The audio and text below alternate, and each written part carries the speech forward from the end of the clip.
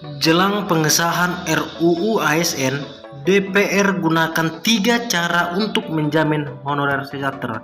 Apa saja?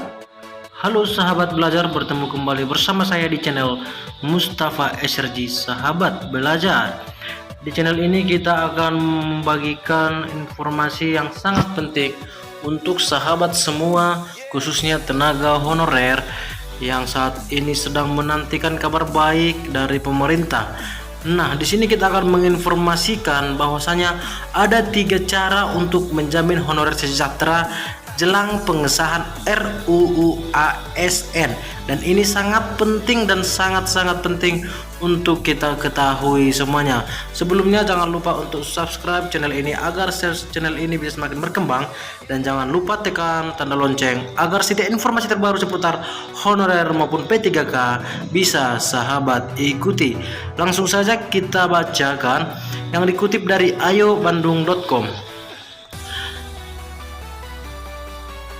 Penantian yang telah ditunggu-tunggu hampir tiba untuk pengesahan RUU ASN sebagai solusi nasib tenaga honorer di tahun 2023. Menjelang penghapusan tenaga honorer, RUU ASN ini digunakan sebagai penyelesaian masalah tenaga non-ASN yang sudah lama menjadi perbincangan baik.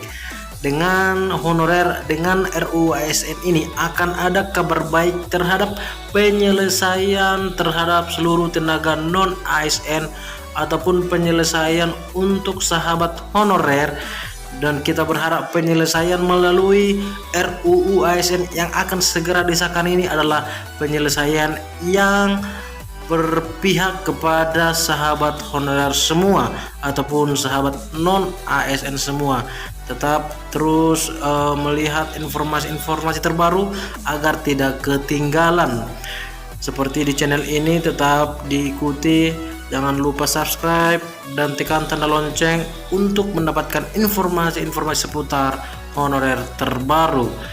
Lanjutkan, Kemenpan RB menyebutkan bahwa di dalam RUU ASN akan terdapat 7 klaster yang akan dibahas, dan penyelesaian tenaga honorer juga termasuk 7 klaster pembahasan tersebut.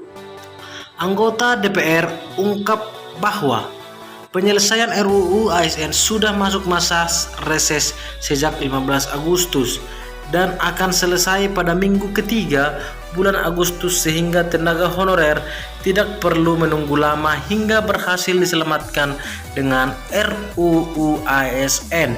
Jadi RUU ASN ini adalah angin segar untuk tenaga honorer. Kita berharap segera pengesahan untuk RUU ASN untuk kita dapat mempersiapkan diri ataupun mengambil keputusan terhadap apa isi dari RUU ASN nantinya. Menjelang penerbitan RUU ASN, DPR dan Menpan RB sedang memperjuangkan afirmasi bagi tenaga honorer. Salah satunya yakni para tenaga honorer tidak akan mengalami atau tidak akan alami PHK massal.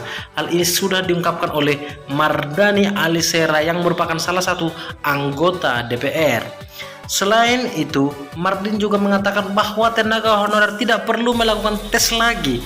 Hal ini diungkapkan di forum legislasi terkait dengan RUU ASN mengenai nasib tenaga honorer pada tahun ini.